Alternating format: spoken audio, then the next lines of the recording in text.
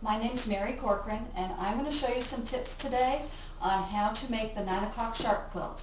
This is the first of 6 little videos that we have for part of this pattern, and the first one is called straightening fabric.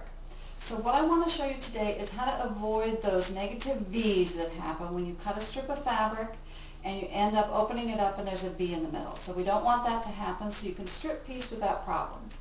So this is about a ½ yard of fabric, and I want to show you a little bit of a tip on how to get it. So what I'm doing is I'm holding the fabric between my thumb, my middle finger, and my index finger, and I'm using that to allow the fabric to move.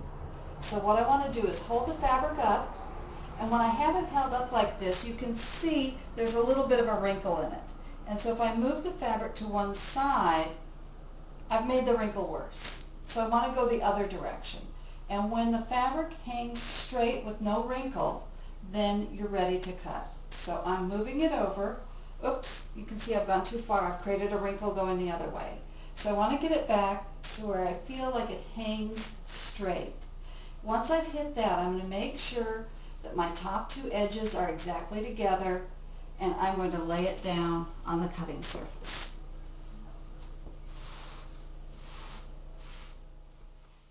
Well, I have made sure that the top 2 edges stay completely together and they're even, and I've smoothed it out, and none of that kind of wrinkle or ripple effect is happening. So I'm pretty comfortable that this is now straight and I'm ready to cut it. So at this point I can bring my ruler over, and I want to make a straighten up cut, something that makes sure that the back fabric and the front fabric, when I make a clean cut, goes all the way across so that I'm not losing some fabric on the back. When you have a cleanup cut, what you're trying to do is make sure that all of the fabric comes to the edge of the ruler. You want to be able to feel like this 2½ inch strip is going to be 2½ inches from one end all the way to the other. And you can see when I turn this over that I was not as careful as I should have been right here. I didn't check behind the ruler to make sure that the cleanup cut everything.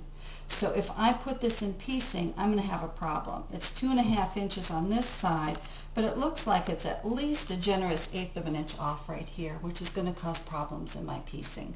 So you want to, when you're putting your fabric under the ruler, you want to peek behind and make sure that the fabric on the back is also visible, so that when you make your cut, it's complete on both sides of the fabric. And you can line up the end of the ruler, and you're ready to do your cleanup cut, confident that all of it's going to get captured.